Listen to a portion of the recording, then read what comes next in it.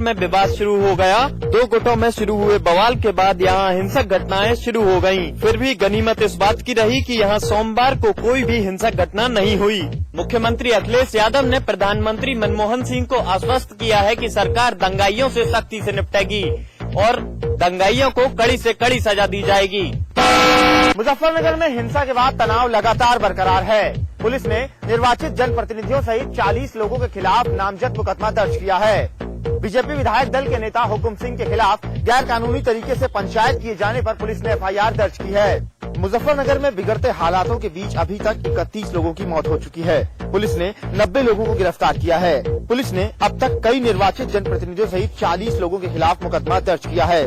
BJP विधायक दल के नेता हुकुम सिंह पर गैर कानूनी तरीके से पंचायत किए जाने का मामला दर्ज किया गया है। हिंसा में अब तक 31 लोगों की मौत हो चुकी है और कई घायल हैं। बताया जा रहा है कि प्रधानमंत्री मनमोहन सिंह ने मुख्यमंत्री अखिलेश यादव से फोन पर राज्य में हो रही हिंसक घटनाओं पर बात की है।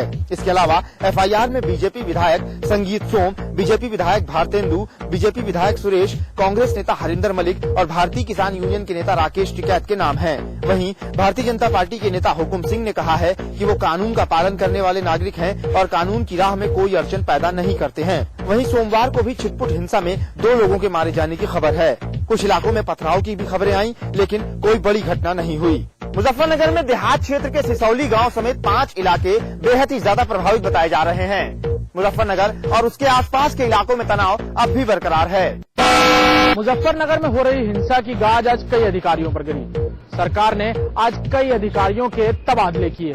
मुजफ्फरनगर में जारी हिंसा को जहां सरकार एक तरफ अभी तक काबू में नहीं कर पाई है, वहीं आज इसकी गाज अधिकारियों पर गिरी। सहारनपुर रेंज के DIG, IG Brajbhushan Meerut range से हटाए गए।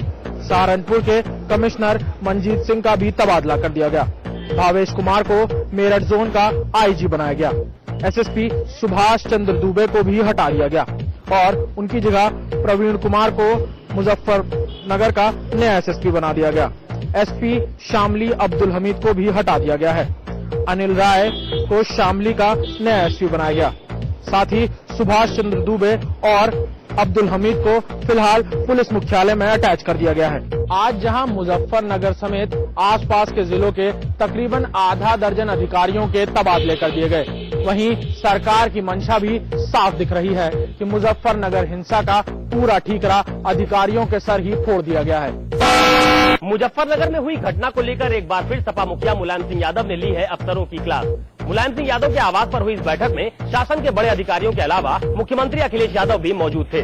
हालांकि मुजफ्फरनगर की घटना पर अखिलेश यादव ने विपक्ष को निशाने पर लेते हुए कहा है कि कुछ राजनीतिक दल इस घटना पर सियासत कर रहे हैं और समाजवादी पार्टी की सरकार को बदनाम करने की कोशिश कर रहे हैं। अखिलेश ने ये भी कहा है कि ऐसे नेताओं के खिलाफ तो कार्रवाई की ही जाएगी, साथ ही दंगा भड़काने वालों को किसी भी कीमत पर बख्शा नहीं जाएगा। मुजफ्फरनगर की घटना पर सपा मुखिया मुलायम सिंह यादव ने सूबे के आला अफसरों को सुबह ही आवास पर तलब कर लिया। मुलायम के आवास पर हुई इस बैठक में मुख्यमंत्री अखिलेश यादव, मुख्य सचिव जावेद उस्मानी, प्रमुख सचिव गृह RM श्रीवास्तव और DGP देवराज नागर भी मौजूद रहे। मुलायम ने नाराजगी जताते हुए घटना को सामान्य करने के निर्देश दिए। मुख्यमंत्री अखिलेश यादव ने कहा है कि कुछ ताकतें समाजवादी पार्टी के खिलाफ नफरत पैदा करना चाहती हैं और वो सरकार के खिलाफ काम कर रही हैं। यही नहीं, अखिलेश यादव ने ये भी कहा कि कुछ राजनीतिक दल पूरे मामले को तूल पकड़वा रहे हैं और सरकार को घेरने की साजिश रच रहे हैं। समाजवादी पार्टी ने विपक्ष के रुख को अलोकतांत्रिक कदम बताया है। मुख्यमंत्री अखिलेश यादव ने कहा है कि दंगाइयों के खिलाफ सख्त कार्रवाई की जाएगी। अफसरों के ढीले रवैये पर भी समाजवादी पार्टी ने दावा किया है कि उत्तर प्रदेश में किसी भी अफसर की ऐसी हिम्मत नहीं है जो मुख्यमंत्री के आदेशों को न माने। मुख्यमंत्री अखिलेश यादव ने ये भी कहा है कि जो भी संगठन या पंचायतें अपने आप को कानून से ऊपर समझती हैं, ऐसी संगठन और पंचायतों पर प्रतिबंध लगाया जाएगा। साथ ही अखिलेश यादव ने ये भी कहा है कि मुजफ्फरनगर की घटना में जिन जिन नेताओं की भूमिका संदिग्ध है, उसकी पूरी जांच करवाई जाएगी और अगर जांच में वो नेता दोषी पाए जाएंगे तो उनके खिलाफ कड़ी से कड़ी कार्रवाई की जाएगी। उत्तर प्रदेश के राज्यपाल BL जोशी ने अखिलेश यादव पर सख्त रुख अख्तियार कर लिया है। BL जोशी ने केंद्र को भेजी एक रिपोर्ट में कहा कि अगर सरकार समय रहते चेतती तो दंगा इतना न भड़कता।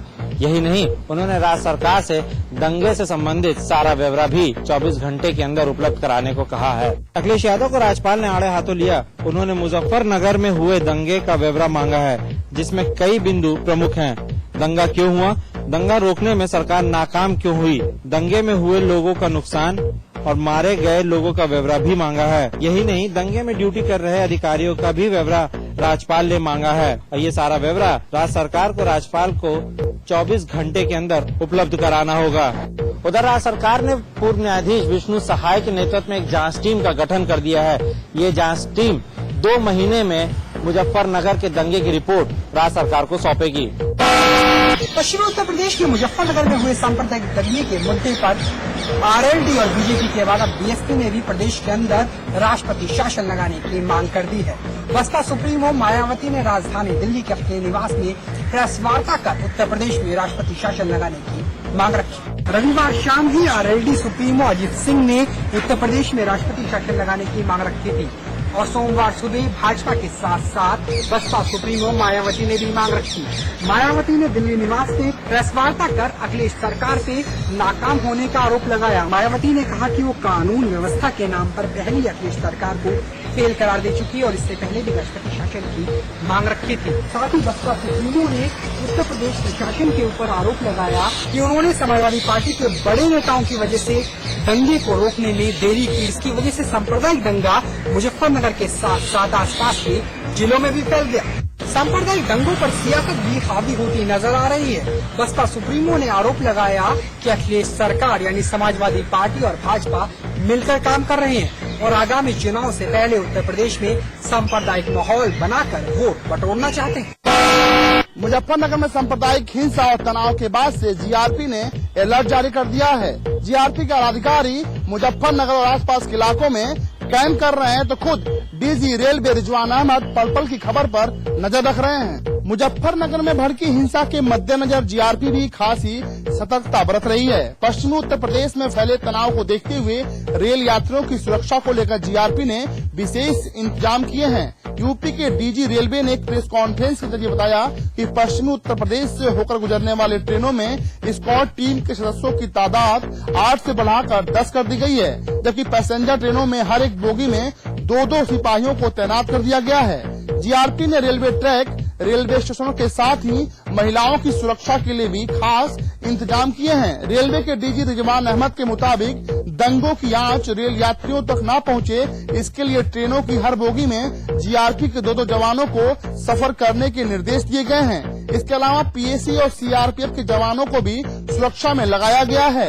रेलवे यात्रियों की हिफाजत के लिए जीआरपी और आरपीएफ की टीम भावना से काम करने की सलाह दी गई है। इसके अलावा रेलवे ट्रैक से लेकर रेलवे स्टेशनों तक लोगों की सुरक्षा के लिए पूरे प्रदेश में जीआरपी ने अलर्ट जारी कर दिया है। रेलवे डीजी रिजवान अहमद ने पश्चिमी उत्तर प्रदेश के तनाव को देखते हुए रेलवे अधिकारियों से भी अपील की है कि ट्रेनों को आउटर पर न रोका जाए। वहीं उन्होंने आम लोगों से भी शांति और सौहार्द बनाए रखने की गुजारिश की है। इतना ही नहीं, मुजफ्फरनगर और आसपास के इलाकों में तनाव को देखते हुए जीआरपी ने लखनऊ, कानपुर, इलाहाबाद और गोरखपुर से अतिरिक्त जीआरपी के जवानों को मुजफ्फरनगर भेजा गया है। वहीं जीआरपी के जवान मेल और एक्सप्रेस ट्रेनों में मुस्तैदी से अपनी ड्यूटी निभा रहे हैं। मुजफ्फरनगर में हुई हिंसा के बाद जहां पूरे उत्तर प्रदेश में अफवाहों का बाजार गर्म है और लगातार माहौल बिगड़ने की स्थिति बनती जा रही है, वहीं इससे निपटने के लिए मुजफ्फरनगर से सटे मेरठ में जिला प्रशासन ने मेरठ के सभी वर्ग के जनप्रतिनिधि और जिम्मेदार लोगों को पुलिस लाइन में बुलाकर बैठक की।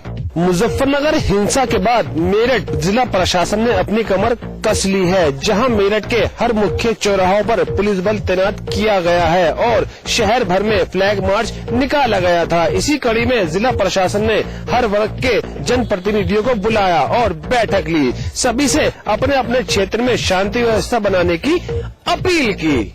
इस मीटिंग में खासकर युवाओं को समझाने बुझाने के लिए जोर दिया गया है और यहां पहुंचकर हर वर्ग के लोगों ने प्रशासन के साथ कंधे से कंधा मिलाकर चलने की बात कही। दिल्ली से मुजफ्फरनगर जा रहे भाजपा नेता रविशंकर प्रसाद, राष्ट्रीय लोकदल नेता अजीत सिंह व जयंत चौधरी को गाजियाबाद पुलिस ने यूपी गेट पर गिरफ्तार कर वापस दिल्ली भेज दिया। लाल लश्कर के साथ मुजफ्फरनगर जाने का प्रयास कर रहे भाजपा नेता रविशंकर प्रसाद, राष्ट्रीय लोकदल नेता अजीत सिंह व जयंत चौधरी को पुलिस ने गाजियाबाद की सीमा पर ही रोक लिया। अजीत सिंह को पुलिस ने समझा बुझाकर वापस दिल्ली भेज दिया, जबकि जयंत चौधरी मुजफ्फरनगर जाने की जिद पर अड़ गए। इस बीच पुलिस और रालोद नेताओं के बीच जमकर झड़प भी हुई। बाद में जयंत चौधरी को पुलिस ने गिरफ्तार कर जमानत पर रिहा किया। इसके बाद भाजपा के वरिष्ठ नेता रविशंकर प्रसाद यूपी गेट पर पहुंचे तो पुलिस उन्हें गिरफ्तार कर आवास विकास के गेस्ट हाउस ले गए, जहां से उन्हें दिल्ली भेज दिया गया। इस मौके पर दोनों दलों के नेता यूपी सरकार पर जमकर बरसे। रविशंकर प्रसाद ने कहा कि गुजरात दंगों और भगवा आतंकवाद पर आए दिन बोलने वाली केंद्र सरकार और गृह मंत्री जरा बताएं कि राज्यपाल की रिपोर्ट आने के बाद भी वो यूपी के मसले पर चुप्पी क्यों साधे हैं। यूपी सरकार के कामकाज पर बीजेपी भड़की हुई है। उसने सवाल किया कि 84 कोसी में अपनी पूरी ताकत झोंकने वाली यूपी सरकार की ताकत अब कहाँ गई। कानपुर में शिवपाल यादव पूर्व मंत्री जनसेवक को देखने उनके घर पहुंचे। वहीं कानपुर तहसील से मिल रही शिकायतों के चलते निरीक्षण करने के लिए तहसील भी गए।